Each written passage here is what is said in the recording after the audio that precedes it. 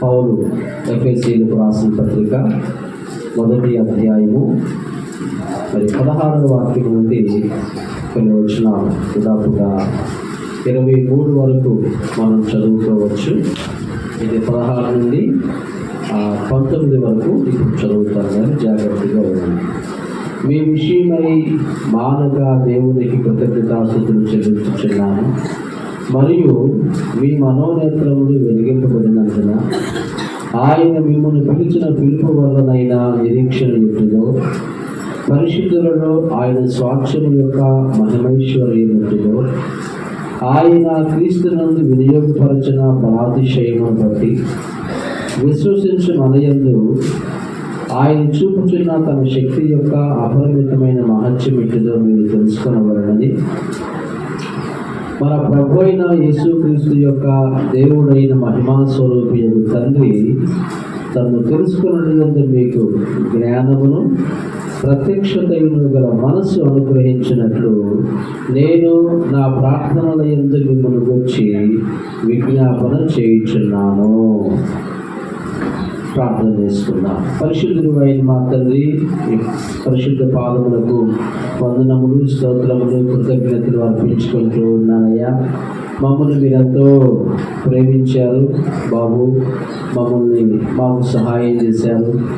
6 నెలలు ముగించుకొని 7వ నెలలో ప్రవేశించడానికి ఈ 7వ నెలలో మొట్టమొదటి విశ్రాంతి దినాన్ని మాకు అనుగ్రహించి మిమ్మల్ని ఆరాధించుకోగలిగే మహా గొప్ప భాగ్యాన్ని మీరు మాకు అనుగ్రహించినందుల కొరకై వందనములు చెల్లిస్తూ ఉన్నాను నాయన. మీ వాక్యంలోనికి వెళ్ళి చూడగా మాతో మీరు మాట్లాడండి. మా ఆత్మలకు జీవాహారమును దయచేయండి. వినగలిగే చెవిని, గ్రహించగలిగే మనసును మాకు అనుగ్రహించండి. యేసు పవిత్రమైన నామమును బట్టి కృతజ్ఞతలు అర్పించి వేడుకొనచ్చు ప్రార్థన చేస్తూ ఉన్నాను మా పరమ తండ్రి. ఆమేన్, ఆమేన్. ప్రభు పరిశుద్ధ నామానికి మహిమ చెల్లిస్తూ ఉన్నాను. చేరి వచ్చిన దేవుని బిడ్డలు మీ అందరికీ ప్రభు నామములో శుభాలు, వందనాలు ప్రకటిస్తూ ఉన్నాను. చాలా సంతోషం. మరి గడిచిన వారాల్లో సుమారుగా ఒక 10 వారాలుగా మనం ఒక అంశాన్ని నేర్చుకొని ఉన్నాం. ఏం నేర్చుకున్నారు చెప్పండి? గడిచిన వారంలో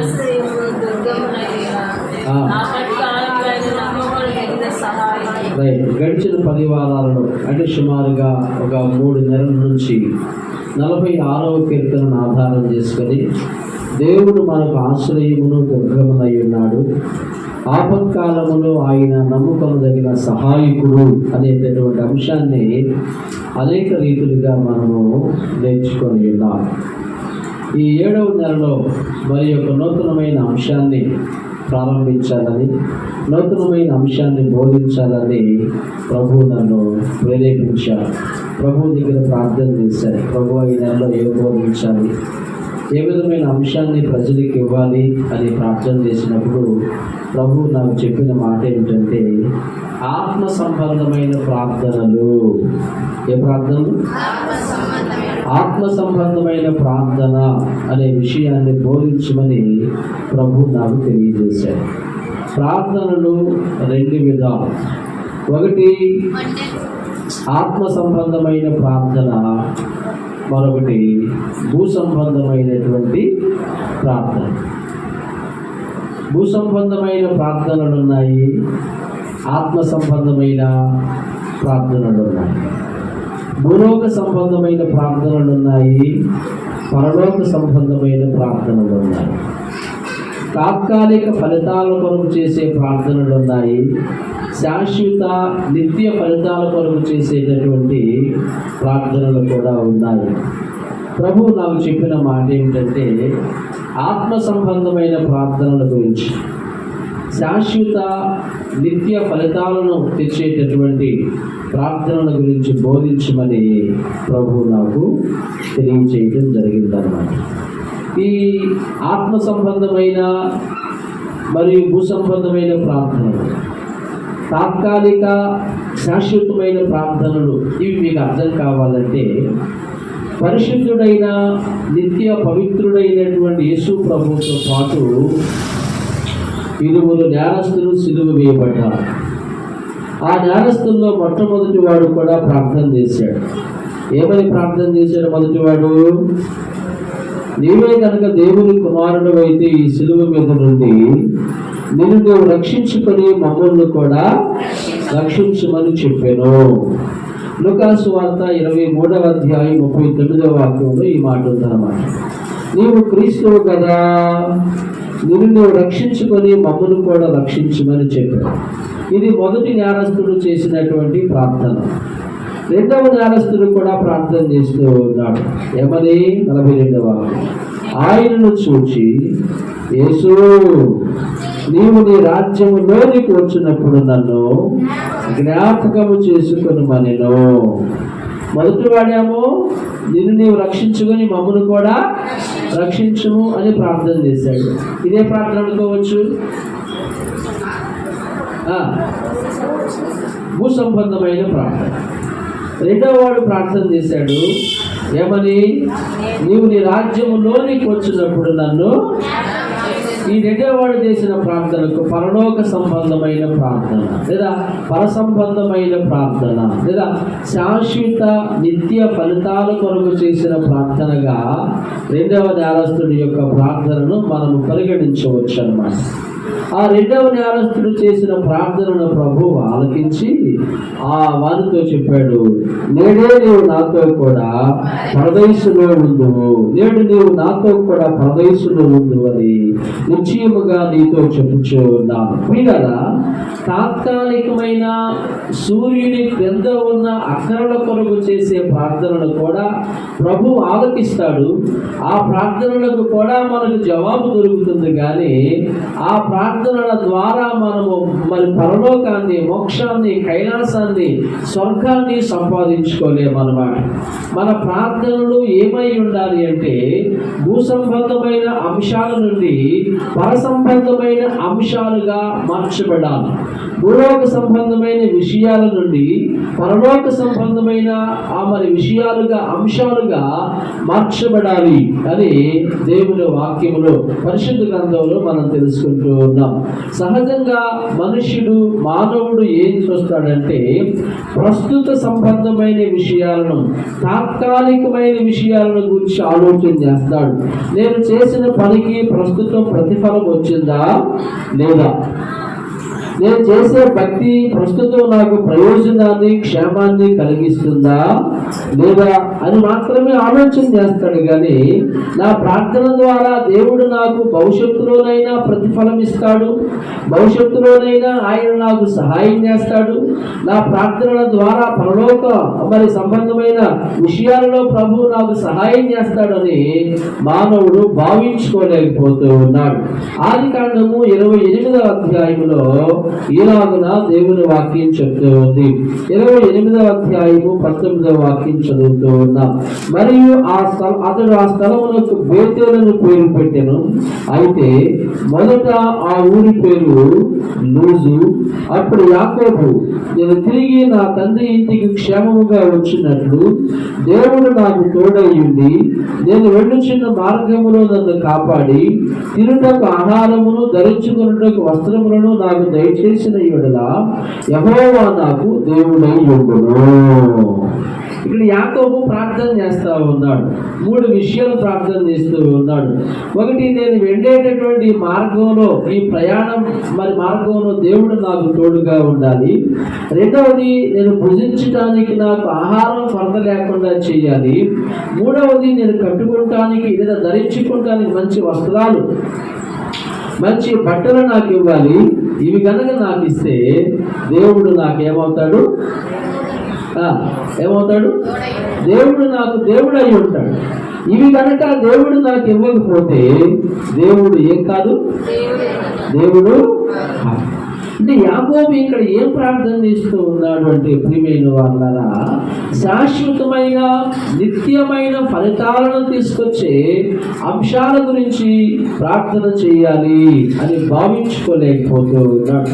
మార్గంలో దేవుడు నాకు తోడుగా ఉండాలి, నేను తినటానికి సమృద్ధి ఆహారమును ఇవ్వాలి, ధరించుకుంటానికి మంచి వస్త్రాలను ఇవ్వాలి, ఇవి కనుక దేవుడు నాకు ఇస్తే, దేవుడు నిజంగానే ఇవి కనుక దేవుడు నాకు ఇవ్వకపోతే దేవుడు ఎవరు కాదు చెప్పండి. దేవుడు అంటే ఇప్పుడు దేవుడా దేవుడు కాదా అని దేనిపైన ఆధారపడి ఉంది? మనకు సహాయం చేసే సహాయము పైన ఆధారపడి ఉంది. మనం అనుకున్నాయని దేవుడు మనకు అనుగ్రహిస్తే ఆయన దేవుడు అవుతాడు. మనం అనుకున్నవి ఏమీ జరగకపోయినా దేవుడు ఎవరు కాదు, నాట్ గాడ్లీ, దేవుడు. వీళ్ళరా అదే యాకోబు ఆదికాండం 32వ అధ్యాయంలో యాకోబు ప్రార్థన చేస్తూ ఉన్నాడు. ఏమనంటే, నిశ్చయముగా నీవు నన్ను ఆశీర్వదించితేనే కానీ నేను నిన్ను పోనీయను. యాకోబుకు అప్పటికే 12 మంది కుమారులు ఉన్నారు, ఒకతే కుమార్తె ఉంది, భార్య, బిడ్డలు, ఆ మహావంశవృక్షంగా మారాడు. గొర్రెలు, మేకలు, పశువులు, సంపద, గొర్రెపోతులు, మేకపోతులు, పొట్టేళ్ళు, వీటన్నిటిని మేపటానికి బహుమంది పాలేరులు, బహుమంది జీతగాళ్ళు, కూలీళ్ళు ఉన్నారు. ఇవన్నీ కూడా యాకోబుకి నెమ్మదిని, క్షేమాన్ని కలిగించలేకపోయి. ఆదికాండం 32వ అధ్యాయం 22వ వాక్యములు యాకోబు ఒక్కడు మిగిలిపోయెను అది వాక్యం చెప్తుంది. యెహోవా దగ్గర ఒక్కడే మిగిలిపోయి ప్రభు సన్నిధిలో యాకోబు మొరపెడుతూ ఉన్నాడు. 32వ అధ్యాయము ఆదికాండము 22వ వాక్యం నుండి కనుక మీరు చదువుకుంటే ఇంటికి వెళ్ళాక మీకు అర్థమవుతాయి ఆ విషయాలు. యాకోబు ఒక్కడు మిగిలిపోయెను. ఒక పెద్ద కుటుంబం అయినది, మహావంశవృక్షముగా మారాడు ఆయన. అటువంటి యాకోబు యెహోవా దగ్గర ఒక రాత్రి వేళ ఒక్కడే మిగిలిపోయాడు. ఆయన కుమారుడు ఆయనకి ధైర్యాన్ని ఇవ్వలేకపోయాడు. ఆయన సంపద, గొర్రెలు, మేకలు, పశువులు, ఆస్తి అవేమీ కూడా ఆయనకి ధైర్యాన్ని ఇవ్వలేకపోయింది.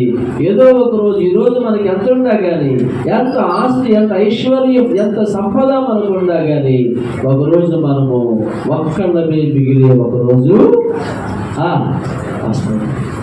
ఆ రోజు మనం ఒక్కడమే మిగలవలసి వస్తుంది. ఆ రోజు మన అనుకున్న వాళ్ళు ఎవరు మనకు అక్కడికి రారు. మన అనుకున్న వాళ్ళు ఎవరు మనకి మరి ప్రయోజనకరంగా ఉండరు. ఇలా యాకోబు ఒక్కడు మిగిలిపోయి యెహోవా దగ్గర ప్రార్థన చేస్తూ ఉంటాడు. ఏమనంటే, దేవా నన్ను ఆశీర్వదించండి, నన్ను ఆశీర్వదించండి. Please bless me O lord, please bless me O lord. దయచేసి నన్ను ఆశీర్వదించండి ప్రభువా, నన్ను ఆశీర్వదించండి, దేవా నన్ను ఆశీర్వదించండి. అక్కడ దేవుడు యాకోబుని ఇశ్రాయేలుగా, ఇదే యాకోబు అంతకుముందు భూసంబంధమైన విషయాల కొరకు ప్రార్థన చేశాడు. 32వ అధ్యాయంలో యాకోబు శాశ్వతమైన నిత్య ఫలితాలను ఇచ్చేటటువంటి ఆశీర్వాదాల కొరకు ప్రార్థన చేశాడు. స్తోత్రం చెప్పండి. కాబట్టి మనం నేర్చుకునే అంశం ఏమిటంటే ఆత్మ సంబంధమైన ప్రార్థనలు అనండి. ఆత్మ సంబంధమైన విజ్ఞాపనలు. ఈ చిన్న చిన్నగా కడుపు నొప్పి, తలనొప్పి, కాలు నొప్పి, ఏరు నొప్పి ఈరోజు వస్తే ప్రార్థన ద్వారా తగ్గిపోతాయి, మళ్ళీ రేపు రాకుండా ఉంటాయా? ఏంటివి ఏమండి? తలనొప్పి మళ్ళీ రేపు రాకుండా ఉంటుందా? ఇవన్నీ తాత్కాలికం. తలనొప్పి, కడుపు నొప్పి, కాలు నొప్పి, ఏరు నొప్పి, సంథింగ్ పెయిన్స్ ఏవైనా కానీ ఇవన్నీ కూడా ఈరోజు వస్తాయి, తగ్గుతాయి, మళ్ళీ రేపు వస్తాయి, మళ్ళీ వస్తాయి, తగ్గుతూ ఉంటాయి. మన ప్రార్థనలు ఏమై ఉండాలి అంటే పరలోక సంబంధమైనవిగా. స్తోత్రం చెప్పండి. పర సంబంధమైన విజ్ఞాపనలు మనం చేయాలని దేవుని వాక్యం చెప్తుంది. ఎఫెసీ పత్రికలో పౌలు గారు సంఘం కొరకు, సంఘ క్షేమం కొరకు ఇలాగును ప్రార్థన చేస్తూ ఉన్నాడు. ఏమని ప్రార్థన చేస్తూ ఉన్నాడైనా పౌలు? ఎఫెసీలకు రాసిన పత్రిక 1వ అధ్యాయము 16వ వాక్యం. మీ విషయమై మానక దేవునికి కృతజ్ఞతాస్తుతులు చెల్లించుచున్నాను. మరియు మీ మనోనేత్రములు వెలిగింపబడినందున ఆయన మిమ్మును పిలిచిన పిలుపు వల్లనైనా నిరీక్షణ ఎట్టిదో. పౌలు ఏమని ప్రార్థన చేస్తూ ఉన్నాడంటే సంఘ క్షేమాభివృద్ధి కొరకు మిమ్మల్ని పిలిచిన పిలుపు వల్లనైన నిరీక్షణ ఎట్టిదో. బాబు అయ్యా వినండి, దేవుడు ఎఫెసీ సంఘ సభ్యులతో ఏం చెప్తున్నాడంటే, ఓ ఎఫెసీ సంఘమా, ఎఫెసీ పట్టణ మరి విశ్వాసులారా, ఎఫెసీలో ఉన్న పరిశుద్ధులారా, దేవుడు మిమ్మల్ని పిలిచిన పిలుపులో ఉన్న నిరీక్షణను మీరు గుర్తెరగండి. స్తోత్రం చెప్పండి. ఏం గుర్తెరగాలంట? నిరీక్షణ. ఏ నిరీక్షణ? ఆయన మిమ్మల్ని పిలిచిన పిలుపు వల్లనైనా నిరీక్షణ ఎట్టిదో. దేవునిలో ఉన్న నిరీక్షణను మీరు గుర్తెరగండి. దేవుని పిలుపులో ఉన్న నిరీక్షణను మీరు గమనించండి. ఇది మొట్టమొదటి అంశముగా ఆయన ప్రార్థన చేస్తూ ఉన్నాడు. 17వ వాక్యం కంటిన్యూషన్ గా మనం చదివినట్లయితే, పరిశుద్ధులలో ఆయన స్వాస్థ్యము యొక్క మహిమైశ్వర్యం ఎట్టిదో. ఇది రెండవ అంశం అన్నమాట. ఒకటి, పిలుపులో ఉన్న నిరీక్షణను మీరు గుర్తెరగాలని ప్రార్థన చేస్తూ ఉన్నాడు. రెండవదిగా, పరిశుద్ధులలో ఆయన స్వాస్థ్యము యొక్క మహిమైశ్వర్యమును మీరు తెలుసుకోవాలి అని ప్రార్థన చేస్తూ ఉన్నాడు. మూడవదిగా, ఆయన క్రీస్తునందు వినియోగపరచిన బలాతిశయమును బట్టి విశ్వసించు మనయందు ఆయన చూపుచున్న తన శక్తి యొక్క అపరిమితమైన మహత్యం ఎట్టిదో. తన శక్తి యొక్క అపరిమితమైన మహత్యం ఎట్టిదో. ఏంటంట? తన శక్తి యొక్క అపరిమితమైన మహత్యం ఎట్టిదో. అపరిమితం అంటే అమ్మా పరిమితం, హద్దులు లేనిది, ఎల్లలు లేనిది, నాట్ బౌండరీస్. పరిమితులు లేవు దానికి. వినాలి జాగ్రత్తగా. అపరిమితమైన దేవుని మహత్యం ఎట్టిదో మీరు తెలుసుకోవాలన్నది. ఆ తర్వాత అంటా ఉన్నాడు, జ్ఞానమును ప్రత్యక్షతయును గల మనస్సు అనుగ్రహించినట్లు నేను నా ప్రార్థనల యందు మిమ్మల్ని గూర్చి విజ్ఞాపన చేయుచున్నాను. పౌలు గారు దేవుని సంఘము, రక్షణ పొందిన బిడ్డలు ఎలా ఉండాలి అని ప్రార్థన చేస్తున్నాడంటే, ఒక మాటలో నేను చెప్పవలసి వస్తే, దేవుణ్ణి మనము లోతుగా తెలుసుకోవాలి. ఎలా తెలుసుకోవాలి బాబు? దేవుణ్ణి మనం ఎలా తెలుసుకోవాలమ్మా? లోతుగా తెలుసుకోవాలి. దేవుణ్ణి మనము బాగా ఎరిగి ఉండాలి. దేవునిని మనము బాగుగా అర్థం చేసుకోవాలి. 20 ఏళ్ళుగా భార్యతో కాపురం చేస్తా ఉన్నా ఆ భర్త భార్యను అర్థం చేసుకోగలడా? ఏమండి క్వశ్చన్ చెప్పండి సార్. అర్థం చేసుకోగలడంటారా? భార్య చెప్పింది, నన్ను అర్థం చేసుకోలేకపోతున్నావు నువ్వు, నా బాధ, నా ఆవేదన, నా ఆక్రందన, నా ఆక్రోషం నీకు అర్థం కావట్లేదు, అసలు నేను ఎందుకు చెప్తున్నాను నీకు అర్థం కావట్లేదు అని భార్య ఆవేదనకు గురవుతాడు. అలాగే భర్త కూడా అంటాడు భార్యతో, ఇన్నేళ్ళుగా నువ్వు నా కష్టాన్ని, నా బాధను అర్థం చేసుకోలేకపోతున్నావు, నేను ఎందుకు చెప్తున్నాను, నేను ఎందుకు కోపడుతున్నాను, ఎందుకు మాట్లాడుతున్నాను అని నువ్వు నన్ను అర్థం చేసుకోలేకపోతున్నావు.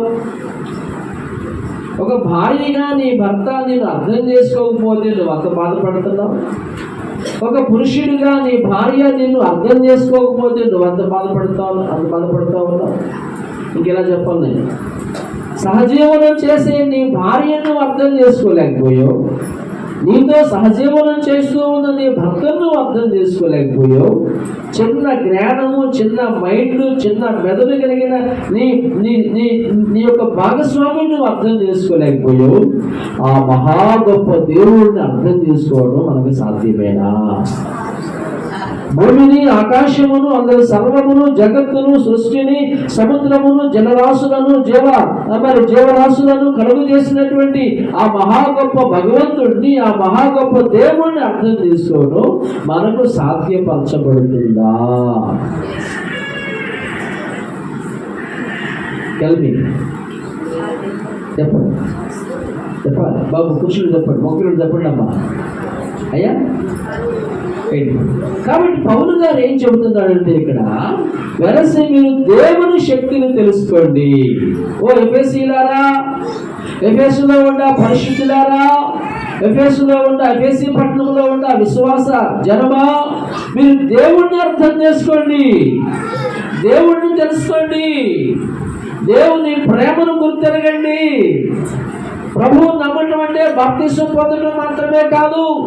ప్రభువు నమ్ముకోవటం అంటే మారు మనసు పొంది, రక్షణ పొంది, వారం వారం చర్చికి రావడం మాత్రమే కాదు. బలారాధనలో పాలు పొందడం మాత్రమే కాదు. అమ్మయ్య, ఈ ఆదివారం కూడా వెళ్ళగలిగాను అనుకోవడం మాత్రమే కాదు. మీరు ప్రభువును అర్థం చేసుకోండి. స్తోత్రం చెప్పండి. ఎవరిని చెప్పండి, ఎవరిని? ప్రభు నీకు అర్థమయ్యాడా? మరి ప్రభు మనకు అర్థమయ్యాడా? ప్రభువును మనం అర్థం చేసుకున్నామా? ఆయన ప్రేమను మనం అర్థం చేసుకున్నామా? అమ్మ గదివితే ఓర్చుకోలేము, నాయన ఒక దెబ్బ పడితే అసలే ఒప్పుకోము. ఎందుకు గదివింది అమ్మ? అర్థం చేసుకోలేము. ఎందుకు కొట్టింది మమ్మీ? అర్థం చేసుకోలేకపోయావు. ఊరికి కొట్టిద్దా? పని లేక కొట్టిద్దా? పని లేక కొడతాడా నాన్న? ఏ బాబు అంటే అమ్మ గదివిందంటే, అమ్మ కొట్టిందంటే, నాన్న గదివాడంటే అందులో ఏముంది? ప్రేమ, యాజ్ ఎ లవ్. ప్రేమ ఉంది. నీ మీద ప్రేమ ఉంది కనుక నిన్ను గదివింది. నీ మీద ప్రేమ ఉంది కనుక నిన్ను కొట్టింది. లవ్, అందులో కూడా ప్రేమ ఉందా? నా కూతురు బాగుపడాలి, నా కూతురు పని నేర్చుకోవాలి, నా కూతురు సంస్కారం నేర్చుకోవాలి అని తల్లిగా ఆమె ఆశించింది కనుక నిన్ను గదివింది. నలుగురు ముందు మాట అంది, అవసరమైతే దెబ్బ కూడా. అంటే అందులో ఏముంది? ప్రేమ, సంస్కారం. నా బిడ్డ సంస్కారం నేర్చుకోవాలి, మర్యాద నేర్చుకోవాలి, గౌరవం నేర్చుకోవాలి అని ఆశించింది కనుక అమ్మ గదివింది, అవసరమైతే కొట్టింది కూడా. అలాగే పౌలు గారు చెప్పుచూ ఉన్నాడు ఇక్కడ, దేవుణ్ణి మీరు అర్థం చేసుకోండి. ఆయన మిమ్మల్ని పిలిచిన పిలుపు వల్లనైనా నిరీక్షణ ఏంటిదో, దైవ నిరీక్షణను మీరు తెలుసుకోండి. సంగమా, ఓ ఎఫెసీలారా, చిన్న వాటితో మీరు తృప్తి చెందొద్దు. ఈ నెలలో 10,000 వచ్చినాయి, అమ్మాయి 10,000 వచ్చినాయి అనుకోబాకండి. 50,000 వచ్చినాయి, అమ్మాయి 50,000 వచ్చినాయి అనుకోబాకండి.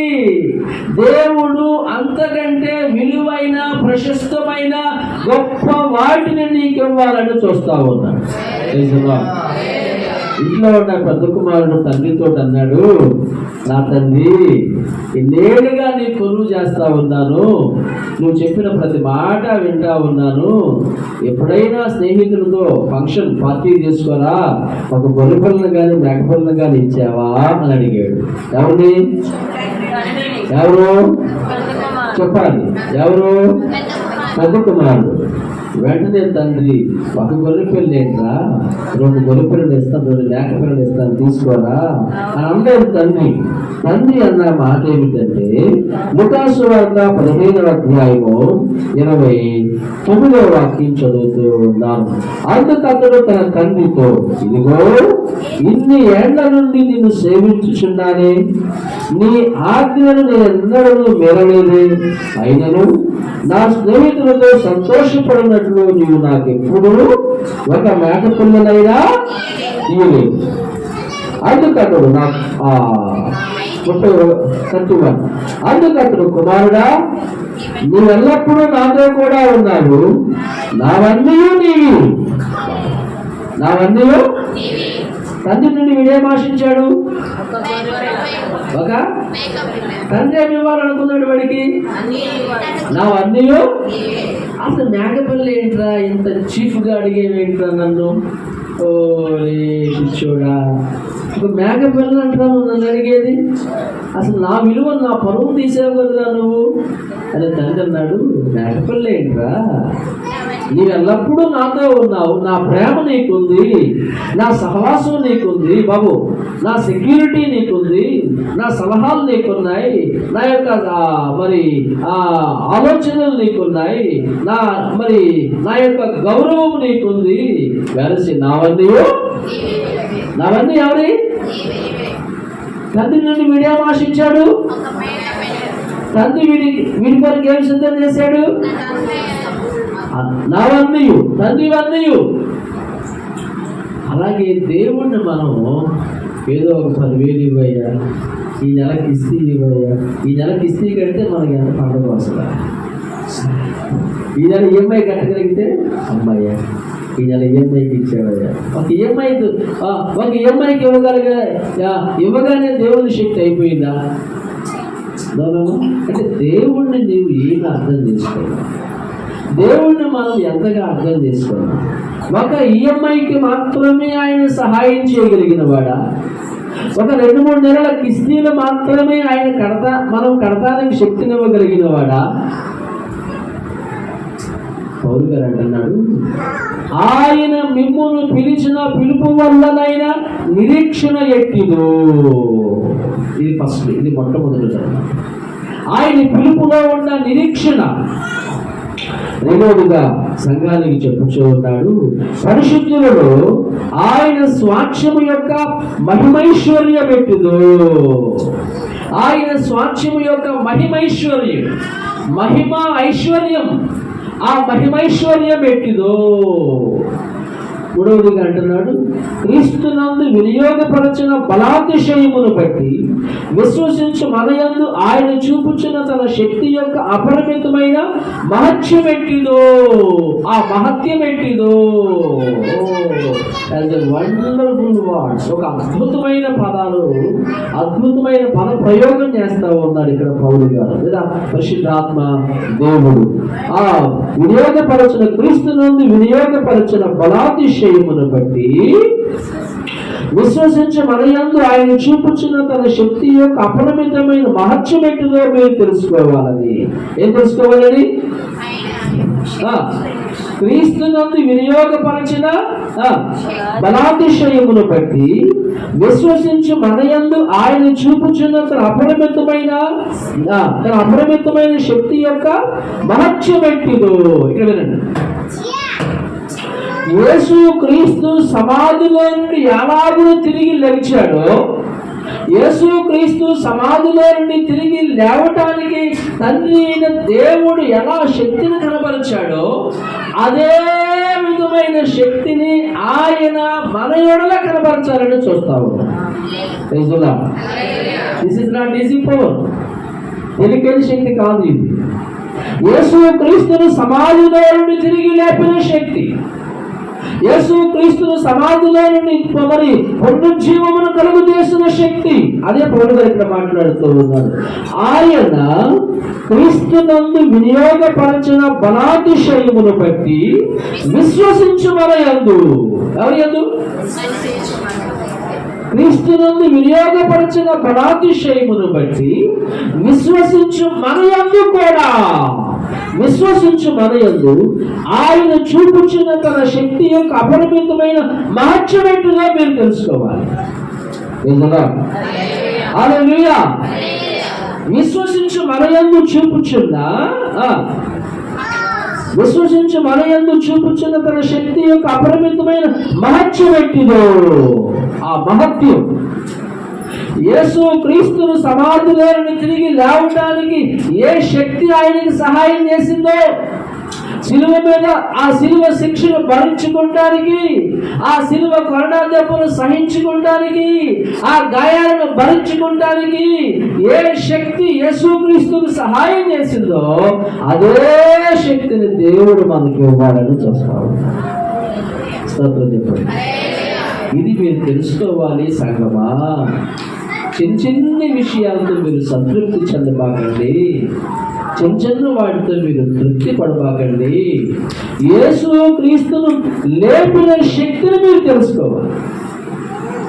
జ్ఞానమును ప్రత్యక్షతయును గల మనస్సు మీరు తెలుసుకోవాలి, మీకు అనుగ్రహించబడాలని. జ్ఞానమును ప్రత్యక్షతయును గల మనసు మీకు అనుగ్రహించబడాలి.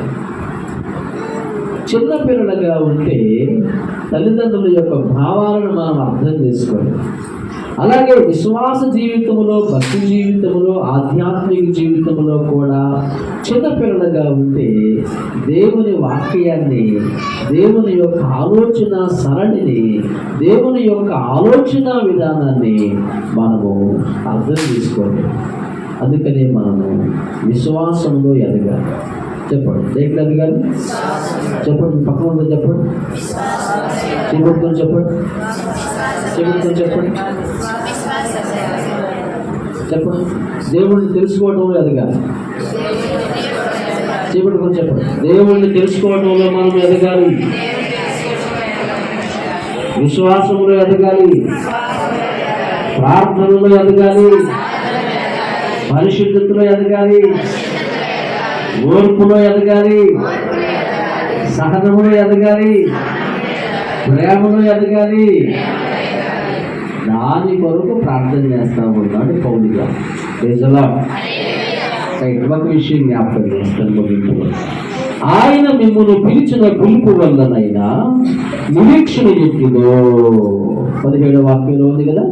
మరియు మీ మనోనేత్రములు వెలిగింపబడినందున ఆయన మిమ్మల్ని పిలిచిన పిలుపు వల్లనైనా నిరీక్షణ ఎట్టిదో. చెప్పండి, ఏంటిది? అదే నిరీక్షణ ఎట్టిదో. ఆయన మిమ్మల్ని పిలిచిన పిలుపు వల్లనై నిరీక్షణ ఎట్టిదో. దేవుని పిలుపులో ఉన్న నిరీక్షణను గురించి మీరు తెలుసుకోవాలి సంగమా.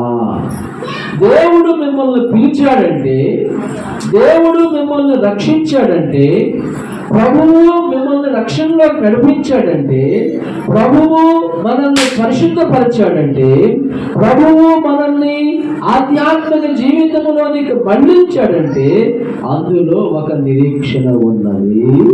ఆ నిరీక్షణను మీరు తెలుసుకోవాలి. ఆయన మిమ్మల్ని పిలిచిన పిలుపు వల్లదైన నిరీక్షణ ఎట్టిదో. నిరీక్షణ, ఏ మనిషికైతే నిరీక్షణ ఉండదో ఆ మనిషి నీలా పడిపోతాడు. నిరీక్షణ లేని మనిషి బీపీ పెరగటం కానీ, డౌన్ అయి పడిపోవటం కానీ జరిగింది. నిరీక్షణ లేని మనిషి అన్కండిషన్లోకి వెళ్ళిపోతాడు. ఆరోగ్యపరంగా హెల్త్ ఇష్యూస్ వచ్చి అతడు అన్కండిషన్లోకి వెళ్ళిపోతాడు. ఎందుకని? ఏం లేదు, నిరీక్షణ లేదు. పెద్ద రోగం వచ్చింది, పెద్ద ప్రాబ్లం వచ్చింది. నిరీక్షణ లేని మనిషి ఏం చేస్తాడంటే అన్కండిషన్లోకి వెళ్ళిపోతాడు. కావాలని అన్నం నీళ్లు మానేస్తాడు. ఒగ్గబట్టుకొని అలాగే మనోవేదనకు గురైపోయి అలాగే అతను ప్రాణాన్ని విడుస్తాడు. అదే నిరీక్షణ కలిగిన మనిషి ఏం చేస్తాడంటే, నాకు ప్రభు ఉన్నాడు, స్తోత్రం చెప్పండి, హల్లెలూయా. ఇందాక చదువుతున్నాం కదా, పాస్టర్ గారు చెప్పారు కదా, 3వ కీర్తనల నుంచి పరిశుద్ధ వాక్యంలోకి నడిపించబడతాం. ఇక్కడ కీర్తనాకారుడైన దావీదు ఏం చెప్తూ ఉన్నాడు ప్రియమైన వాళ్ళరా? 3వ కీర్తన 5వ చరణం. యెహోవా నాకు ఆధారము, కావున నేను పండుకొని నిద్రపోయి మేలుకొందును. 10,000 మంది దండెత్తి నా మీదికి వచ్చి మోహరించినను నేను. ఎందుకని? మనకు ఆధారం ఎవరు? దేవుడు నాకు ఆధారం, యెహోవా నాకు ఆధారము, కావున నేను పండుకొని నిద్రపోయి మేలుకొందును. పైగా ఎప్పుడు రాసేది కీర్తనైనా? అబ్షాలోమును తన కుమారుడి ఎదుట నుండి పారిపోయినప్పుడు దావీదు రచించిన కీర్తన. This is not ordinary song. ఇది తేలికైన కీర్తన కాదు. వయసు వచ్చిన కుమారుడు తండ్రిని చదువుతూ ఉన్నాడు. ఎందుకు? ఉందా? తండ్రిని చంపడానికి. తండ్రిని చంపి నేను రాజును అవ్వాలి. మా నాన్న బ్రతికినంత కాదు నేను రాజును కాలేను, మా నాన్న చంపితే నేను రాజును కాగలను అని చెప్పి కొంచెం వయసు పైబడిన, వార్ధక్యం పైబడిన తండ్రి మీద యుద్ధాన్ని ప్రకటించి తండ్రి మీద పోరాటం, తండ్రి మీద యుద్ధం చేస్తా ఉన్నాడు. ఎవరు? రైట్. కుమారుని అంశాలు తండ్రి అయినా దావీదు మీద కుమారుని అంశాలు యుద్ధం చేస్తా ఉన్నాడు. తండ్రి కుమారుడు ఎదుట నుండి పారిపోయినప్పుడు రచించాడండి గీతలో. ఎప్పుడు రాశాడమ్మా? కుమారుడు ఎదుట నుండి, కుమారుడు పొట్లాటకు వస్తా ఉంటే, కొడటానికి, తనటానికి, చంపటానికి వస్తా ఉంటే కుమారుడు ఎదుట నుండి పారిపోయినప్పుడు రాశాడు ఈ గీతం. అబషాలోమును తన కుమారుడు ఎదుట నుండి పారిపోయినప్పుడు రచించిన కీర్తన. ఏమంటున్నాడు ఈ కీర్తనలో? యెహోవా నాకు ఆధారము. ఎవరంట? ఎవరయ్యా? యెహోవా నాకు ఆధారము.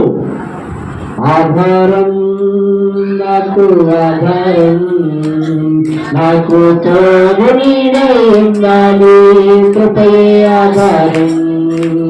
ఆశ్రయము నాకు ఆశ్రయము, ఆపత్కాలమందు ఆశ్రయము, నీ నామము ఆశ్రయము. ఆధారం నాకు ఆధారం, తోడు నీడై ఉండాలి, కృపయే ఆధారం. ఆశ్రయము నాకు ఆశ్రయము, ఆపత్కాలమందు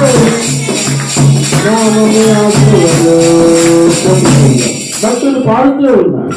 నాకు ఆధారం నా చదువు కాదు, నాకు ఆధారం నా ఉద్యోగము కాదు, నాకు ఆధారం నా పంట భూములు కాదు, నాకు ఆధారం నా అందము కాదు, నాకు ఆధారం నా వయసు కాదు, నాకు ఆధారం నా భాగస్వామి కాదు, నాకు ఆధారం నా కడుపును పుట్టిన బిడ్డలు కాదు.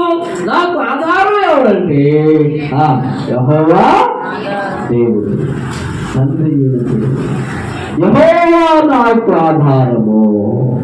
ఎవరమ్మా? యెహోవా నాకు. చాలాసార్లు మనం అనుకుంటాం, ఇద్దరు కనుక మనకు తోడబుట్టినటువంటి ఒక అక్క, ఒక చెల్లి ఉంటే, ఒక తమ్ముడు, ఒక అన్నయ్య ఉంటే కనుక నాకు ఆపద వచ్చినప్పుడు మా అక్క ఉంది, మా చెల్లి ఉంది, చెల్లికి 50,000 ఇస్తారు నాకు, నేను వద్దెక్కగలను అని మనం అనుకుంటాం. లక్ష్యం లేకపోయినా చెరువుక 50,000 ఇస్తారు, ఎట్టొకటి వద్దెక్కుతుంది. ఎందుకంటే ఇద్దరు తమ్ముళ్ళు ఉన్నారు, ఒక తమ్ముడు, ఒక అక్క ఉంది, చెరుసకు ఇస్తారు అని మనం అనుకుంటాం. కానీ వాళ్ళు ఆధారము కాదు అని ఎప్పుడు మనకు అర్థమైందంటే, మనము అవసరతలో ఉన్నప్పుడు అక్క ఒక 50,000 సర్దగలవా, తమ్ముడు ఒక 50,000 సర్దగలవా అని అడిగినప్పుడు వాళ్ళు ఏమంటారంటే, నీకు తెలియకుండా మాకు మా దగ్గర ఎక్కడుండే అమ్మాయి అక్కడ అడుగుతావింది అసలు, నీకు తెలియకుండా మా దగ్గర కవరింగ్ అండి, మళ్ళీ కవరింగ్ చేశారు కదా, నీకు తెలియకుండా మా దగ్గర ఎక్కడ తమ్ముడు, నీకు తెలిసిందే కదా. అబ్బా మళ్ళీ కవరింగ్ అన్నమాట.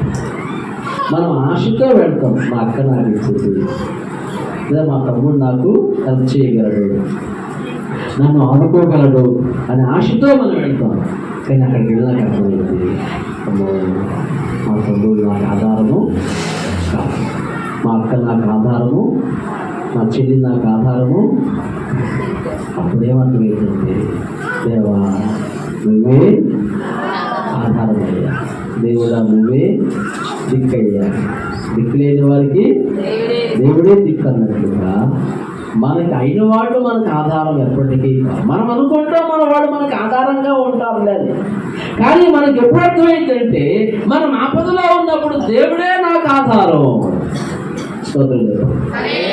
అక్క చెల్లెల్లో తోడబుట్టిన వాళ్ళు లేనోళ్ళు అనుకుంటారు, నాకు కూడా ఒక అక్క చెల్లి ఉంటే బాగుండదు కదా అనుకుంటారు. కానీ ఉండవాళ్ళకి తెలుసు అది ఎంత బాగుంటుందో. ఉండవాళ్ళని అడిగాను ఎంత బాగుంటుందో. నేను కూడా అప్పుడప్పుడు అనుకుంటాను, అరే మా అబ్బాయి ఒక్కడే అయిపోయాడే, ఒక తమ్ముడు కానీ, ఒక చెల్లి కానీ, ఒక అక్క కానీ ఉంటే బాగుండేది అని తోడు లేకుండా పోయేది అని అప్పుడప్పుడు అనుకుంటారు అన్నమాట. కానీ తోడబట్టిన తోడు ఎంత మటుకు అది కొద్దికాలం వరకు, తోడు దేవుడేనమాట. ఆఖరి వరకు, అంతవరకు తోడు ఎవరంటే ప్రభువే తోడు. నిజంగా అంతవరకు ఆధారం ప్రభువే. యెహోవా నాకు ఆధారము కావున నేను పండుకొని నిద్రపోయి 10,000 మంది దండెత్తి నా మీదకి వచ్చి మోహరించినను నేను. ఎందుకని మా ఇంటి పేరు చాలా మంది ఉన్నారు. మా ఊర్లో మమ్మల్ని కదిలించాలంటే హడలు పుట్టిద్దాం, దడ మేమంటే దడ మా ఊర్లో. ఎందుకంటే మేము మా ఇంటి పేరు చాలా మంది ఉన్నారు. మనిషి కానీ వాళ్ళు ఎవరు అక్కడికి రాలేదు. ఒకరోజు యెహోవా నాకు ఆధారము కావున నేను పండుకొని నిద్రపోయి 10,000 మంది దండెత్తి నా మీదకి వచ్చి మోహరించినను నేను. పౌలు గారు సంఘానికి ఏం చెబుతున్నారంటే, దేవుడు మిమ్మల్ని పిలిచిన పిలుపు వల్ల నేను నిరీక్షణ ఎట్టిదో, ఆ పిలుపులో ఉన్న నిరీక్షణ మీరు తెలుసుకోండి. పిలుపులో ఉన్న నిరీక్షణ తెలుసుకోండి. దేవునిలో ఉన్న నిరీక్షణను మీరు తెలుసుకోండి. నిరీక్షణ లేని వారు దుఃఖపడతారు. తెస్సలోనికీయులకు రాసిన మొదటి పత్రిక 4వ అధ్యాయము దాదాపుగా 13వ వాక్యంలో పౌలు గారు ఇక్కడ మాట్లాడుతూ ఉన్నాడు. సహోదరులారా, నిరీక్షణని ఇతరుల వలె మీరు దుఃఖపడకుండా నిమిత్తము నిరీక్షించుచున్న వారిని గురించి మీకు తెలియకుండా మాకు ఇష్టము లేదు. నిరీక్షణ లేని వారికి దుఃఖము, నిరీక్షణ లేని వారికి కన్నీరు, నిరీక్షణ లేని వారికి ఆవేదన, నిరీక్షణ లేని వారికి ఆక్రందన, నిరీక్షణ లేని వారికి ఒంటరితనము. కానీ నిరీక్షణ కలిగిన వారు ధైర్యముగా ఉంటారు. స్తోత్రం చెప్పండి. హల్లెలూయా. ఇలాగే ఒక పాస్టర్ గారు ఒక గృహాన్ని దర్శించడానికి వెళ్ళారనమాట. ఒక పాదిరి గారు గృహాన్ని విజిట్ చేయడానికి, దర్శించడానికి వెళ్ళటం జరిగిందన్నమాట. అప్పుడు అక్కడ జరిగినటువంటి విషయం ఏమిటంటే, ప్రియమైన వాళ్ళరా, దేవుని వాక్యం చెప్తూ ఉంది. దేవుని వాక్యం మాట్లాడుతూ ఉంది. ఏమనంటే, నిరీక్షణ లేని వారు దుఃఖపడతారు, నిరీక్షణ కలిగిన వారు ధైర్యముగా వారు దుఃఖపడాల్సిన అవసరం లేదు. ఎందుకని ఏముంది? నిరీక్షణ ఉంది. అది పెద్ద రోగమైనా, ఒక పెద్ద సమస్య అయినా, 10 లక్షల బాకీ అయినా, అంతకంటే ఎక్కువైనటువంటి అప్పుల్లో ఉన్నా, ఎక్కువ ఏదో ఒక పెద్ద ఇష్యూ జరుగుతూ ఉన్నా, వారు ఒక నిరీక్షణ కలిగి ఉన్నప్పుడు ఆ మరి పోరాటంలో కూడా వారు ధైర్యముగానే ఉండగలరు. స్తోత్రం చెప్పండి. రమాపత్రిక 4వ అధ్యాయం పరిశుద్ధ వాక్యంలో ఉంది, చదువుతాం. రమాపత్రిక 4వ అధ్యాయము ఇలాగ రాయబడి ఉంది. దేవుని వాక్యం చదువుతాం. 4వ అధ్యాయములో నుంచి 19వ వాక్యం చదువుతాం. మరియు అతడు విశ్వాసమునందు 18వ వాక్యం, నీ సంతానము ఎలాగూ ఉండునని చెప్పిన దానిని బట్టి తాను అనేక జనములకు తండ్రి ఎగునట్లు నిరీక్షణకు ఆధారము లేనప్పుడు అతడు నిరీక్షణ కలిగి దేవుని నమ్మెను. చెప్పండి. నిరీక్షణకు ఏం లేనప్పుడు బాబు ఒకరు చెప్పండి. నిరీక్షణకు ఆధారము లేనప్పుడు అతడు నిరీక్షణ కలిగి దేవుని నమ్మెను. నిరీక్షించడానికి ఏమని నమ్మాలి? ఎలా నమ్మాలి? ఎవరిని బట్టి నమ్మాలి? నిరీక్షణకు ఆధారము లేనప్పుడు అతడు నిరీక్షణ కలిగి దేవుని నమ్మెను. నిరీక్షణ ఆయనకు అసాధ్యమైనది ఏమీ కూడా దేనివల్ల? దేన్ని బట్టి? నిరీక్షణను బట్టి. నేను సప్లిమెంటరీ రాసేటప్పుడు 10th క్లాసు ఇంకో గంటలో పరీక్ష టైం అవుతుందని హాల్ టికెట్ కోసం రైతు గారి దగ్గరికి. రైతు గారు చాలా తిట్టి, అసలు నువ్వు చదువుకునేవాడివేనా? చదువు పట్ల నీకు శ్రద్ధ ఉందా? చదువు అంటే నీకు ఆసక్తి ఉందా అని చెప్పి నీకు హాల్ టికెట్ ఇవ్వనుకో అని అన్నాడు. రైతు గారు రూమ్ దాకా హై స్కూల్ నుండి బయటకు వచ్చేసారు. గేట్ దాకా వచ్చాను. ఆయన నాకు హాల్ టికెట్ అయితే ఇవ్వలేదు, కానీ నా వెనకెళ్ళ పరిగెత్తుకుంటూ వచ్చాడు. వచ్చి నాకు ఏం చెప్పాడంటే, నీకు హాల్ టికెట్ ఇవ్వదు కానీ ఇదిగో నీ నెంబర్ చెబుతున్నా వేసుకో అన్నాడు. నా నెంబర్ చెప్పాడు. ఆ నెంబర్ వేసుకుని పరీక్షా హాల్కి వెళ్ళాను, ఎగ్జామ్ సెంటర్కి వెళ్ళాను అన్నమాట. అందరూ పక్కవాళ్ళు, నా బ్యాచ్ వాళ్ళంతా పేపర్ వెళ్ళిపోయారు. అప్పుడు నాకు ఒకే వాక్యం తెలుసు, ఇంత వాక్యం తెలియదు, లక్ష్మీ ఒకే వాక్యం తెలుసు. అదేంటంటే, ఎత్తేలను చూడగానే రాజు ఏం పుట్టింది? దయ పుట్టించేవయ్యా. హాల్ టికెట్ లేకుండా పరీక్షా హాల్లోకి వెళ్తున్నాను నేను, మాకు వచ్చి ఇన్విజిలేటర్ నన్ను చూడగానే ఏం పుట్టాలి? దయ పుట్ట, ప్రేమ కాలిపోవాలయ్యా. నన్ను అడగకూడదు, హాల్ టికెట్ చూడకూడదయ్యా, నాకు సహాయం చేయయ్యా, సహాయం చేయకపోవా, సహాయం చేయకపోవా, మనసులో ప్రార్థన చేస్తాను. ఖచ్చితంగా నేను టీచర్ గారి ముందే పడ్డా. అది కూడా ఆ గోడమిటి నుంచి ఒక వరుస ఉంది, ఒక్కొక్కరు నిలబెట్టి చెప్తా ఉంది. హాల్ టికెట్ మీద ఉన్న నెంబరే ప్రశ్నాపత్రం మీద వేశారా, నెంబర్ ఏమైనా హడావుల్లో తప్పుగా వేశారా అని అది ఇది చెక్ చేస్తాం. హాల్ టికెట్ మీద ఉన్న నెంబరు పరీక్షా పత్రం మీద అదే వేశారా లేదని చెక్ చేస్తూ ఉన్నాను. ఒక్కొక్కటి అందరూ వరుసలు చూసుకుంటా ఉంటుంది. నా వెనకాలకి చూస్తూ ఉండగానే నేను తగ్గిమని నిలబడి, ఇదిగో మేడం నెంబర్ అన్న, వెరీ గుడ్ కూర్చో అంతే. ఇక హాల్ టికెట్ లేకపోతే పరీక్ష రాసేది పాస్ అయ్యేది కూడా. సాధ్యం చేశాడు దేవుడు. ఏమైంది? దేని ద్వారా? అంతే. ఇంకా నిరీక్షణ. హాల్ టికెట్ లేకుండా దేవుడు సాధ్యం చేసేది నాకు. అది నిరీక్షణ. నిరీక్షణకు ఆధారమైనప్పుడు నిరీక్షణ కలిగి దేవుని నమ్మేది. నిరీక్షణకు ఆధారం లేదు. ఎలా అసలు ఎగ్జామ్ హాల్లోకి వెళ్ళాలంటేనే భయం కదా, హాల్ టికెట్ లేకుండా. పరీక్షా హాల్లోకి వెళ్ళడమే నేరం కదా, హాల్ టికెట్ లేకుండా. ఆయన నాకు ఒక నిరీక్షణ ఉంది. ఏంటంటే, చూడగానే రాజుకి ఏం పుట్టింది? రాజుకి దయ పుట్టింది కదా. అలాగే నన్ను చూడగానే ఏం పుట్టాలి? దయ పుట్టాలయ్యా. నన్ను చూడగానే రాజు ఉపాధ్యాయుడికి ఇల్లు దయ పుట్టించయ్యా. నేను అర్థం చేసుకున్నాను. అట్లే ప్రభు అని దయ పుట్టించాడు. సో నిరీక్షణలో ఉన్న గొప్ప ఆశీర్వాదం. దేవుడు మిమ్మల్ని పిలిచిన పిలుపు వల్లనైనా నిరీక్షణ ఎట్టిదో.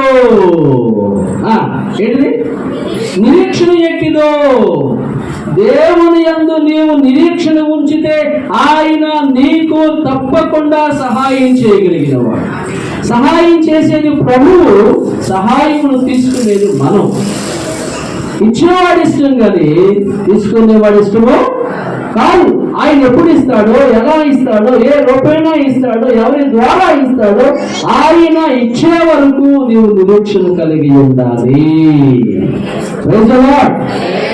అందుకే కవి రాశాడు, దేవుని యందు నిరీక్షణ ఉంచి ఆయనలో స్తుతించున ప్రాణమా.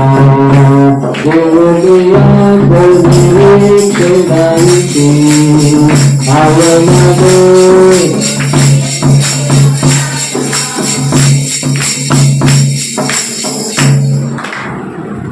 తల్లు తన బిడ్డలు మరచినను తల్లు తన బిడ్డలు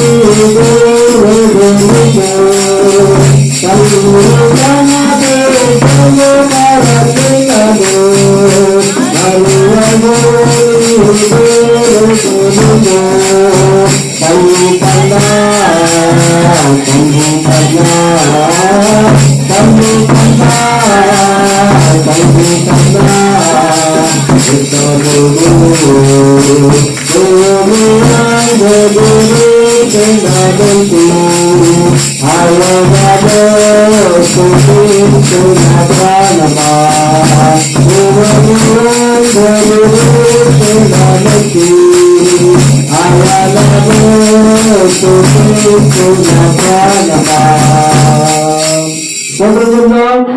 కవి రాశాడు ఇక్కడ, తల్లి కన్నా తండ్రి కన్నా ఉత్తముడు.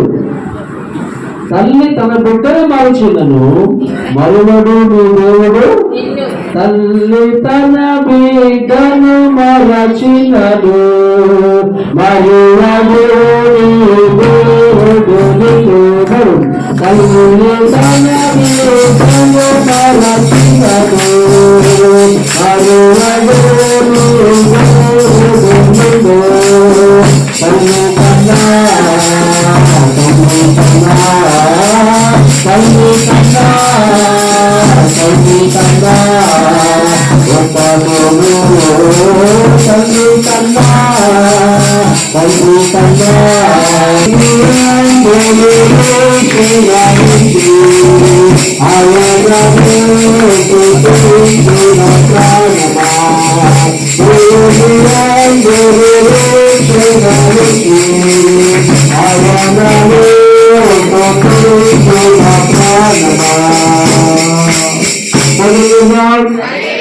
ప్రజలారా, తల్లి తన బిడ్డను మరచినా మరవచ్చేమో కానీ నీ దేవుడు నిన్ను మరచేవాడు.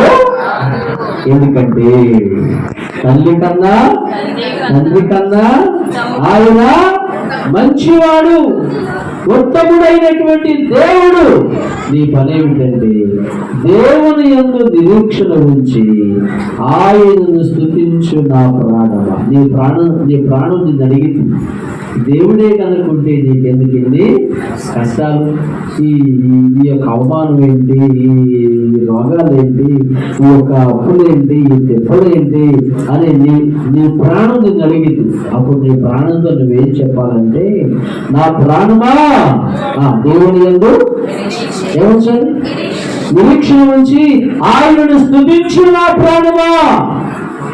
దేవుని యందు నిరీక్షణ నుంచి ఆయనను స్తుతించు నా ప్రాణమా.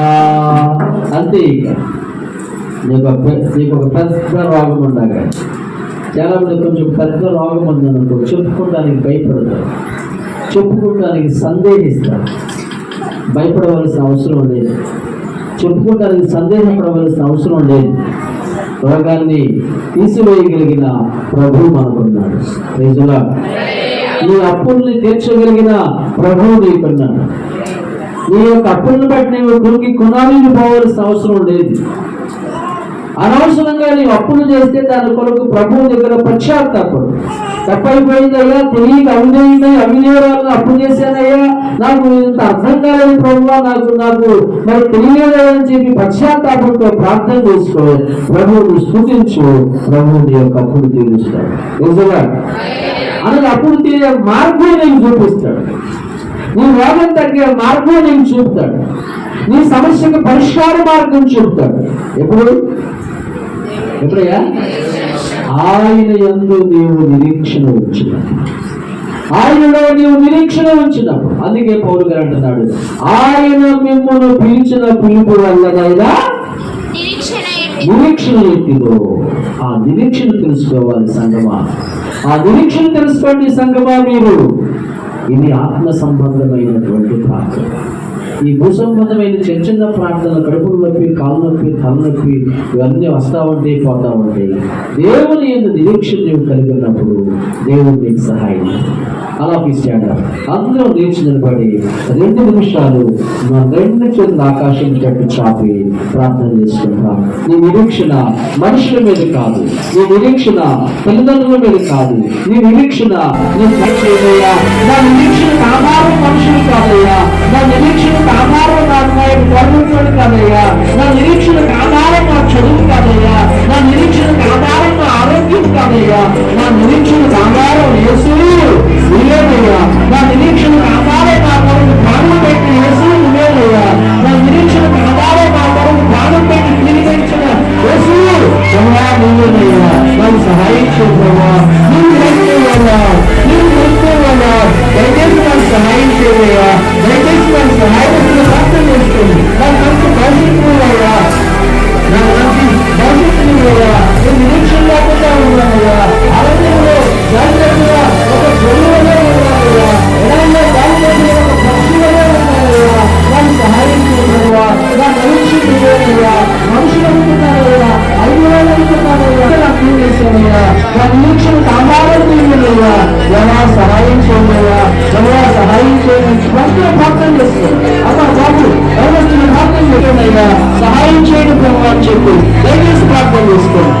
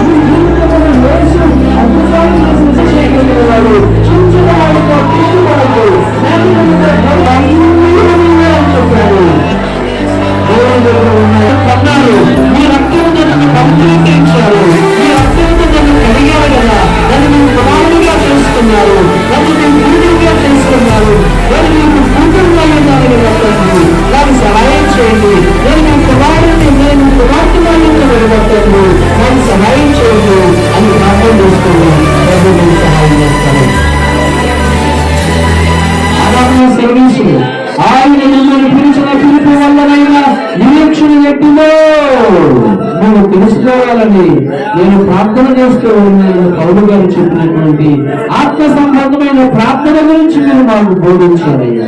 అయ్యా మీరు కనికరించండి అయినా భూ సంబంధమైన ప్రార్థనల నుండి పరసంబంధమైన ప్రార్థనల వైపు మా మనసు మళ్లించబడినట్లుగా సహాయం దయచేయండి. తాత్కాలిక ఫలితాలనిచ్చే ప్రార్థనల నుండి శాశ్వత నిత్య ఫలితాలనిచ్చే ప్రార్థనల వైపు మా మనసు మళ్లించబడిలాగా నాకు చూపండి. బాబు సహాయం చేయండి. నిరీక్షణ కోల్పోకుండా సహాయం చేయండి. నిరీక్షణ కాపాడుకుంటానికి సహాయం చేయండి. ఎందరైతే సందేశాలు విని కన్యలతో బలపెట్టుకుంటూ ఉన్నారు వారికి మీరు సహాయం చేయండి అయ్యా. మహిమ పొందండి అయ్యా. బలపరచండి ప్రభువా. ప్రభువా మీ ప్రజలను బలపరచండి. మీ ప్రజలను ఆశీర్వదించండి. మీ ప్రజలు మిమ్మల్ని తెలుసుకోవాలని మీరు ఆశిస్తూ ఉన్నారు కదా అయ్యా. మీరు కరుణించండి ఆయన. జ్ఞాపకం చేసుకోండి. యేసు పవిత్రమైన నామమును బట్టి కృతజ్ఞతలు అర్పించి వేడుకొనొచ్చు ప్రార్థన చేస్తూ ఉన్నాను నా పరమ తండ్రి. ఆమేన్. ఆమేన్.